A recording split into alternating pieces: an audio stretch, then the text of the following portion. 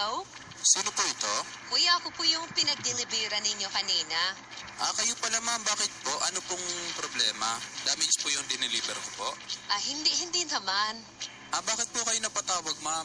May request lang kasi sana ako kung okay lang. Ano pong request nyo ma'am? Kung okay lang na lagi na lang sana na ikaw yung magdi-deliver ng parcel ko. Yun lang pala ma'am Wala namang problema ma'am. Pero hindi ko po mapapangako na ako po palagi ang magdi-deliver. Ganun ba?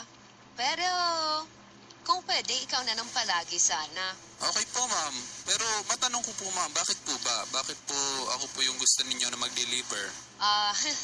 Gumaganda kasi ang araw ko kapag ikaw ang nagdi-deliver Ay, grabe na. Thank you po ma'am. Nakakatuwa naman po marinig yan galing sa isang customer. Lagi ka kasi nakangiti, kaya napapangiti mo rin ako. Grabe naman po kayo ma'am. Gano'n naman po kasi talaga ma'am. Part po yun ng customer service po namin. Hindi minsan yung nagdi-deliver sa akin nakasimangot. Kaya kahit hindi ko kinukuha yung sukli, di man lang nagpapasalamat, nakasimangot pa rin. Pero ikaw kahit hindi kita binibigyan ng tip, lagi ka nakasmile. Ganun po kasi talaga ma'am. Kasi alam ko naman po sumimangot ako ang ganda-ganda ng pinagdi-deliveran ko.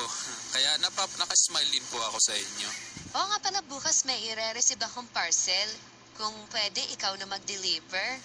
Sige po ma'am, wala pong problema. May pasok naman po ako bukas. Ako po magdi-deliver niyan.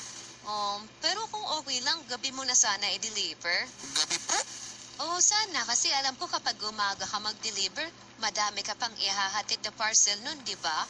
Opo ma'am, gano'n na nga. Pero bakit gabi ang gusto nyo ma'am? Kasi magluluto kasi ako bukas. Kung pwede, dito ka na rin kumain. Kaya sana, ako na lang ang ilas na customer mo para hindi ka na magmamadali. Naku ma'am, napakabait nyo naman po pero nakakahiya po eh. Ano ka ba, wag ka nang mahiya. Tsaka ako lang naman ang tao dito. Ganun po ba ma'am? Sige po ma'am, kung yun po ang gusto ninyo.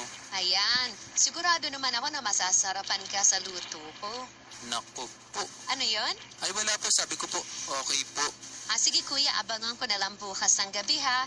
Alam ko kasi marami ka pang i-deliver ngayon. Baka naaabala na rin kita, kaya bye-bye na muna. Okay po ma'am, salamat din po ma'am. Okay, ingat sa biyahe. Salamat po.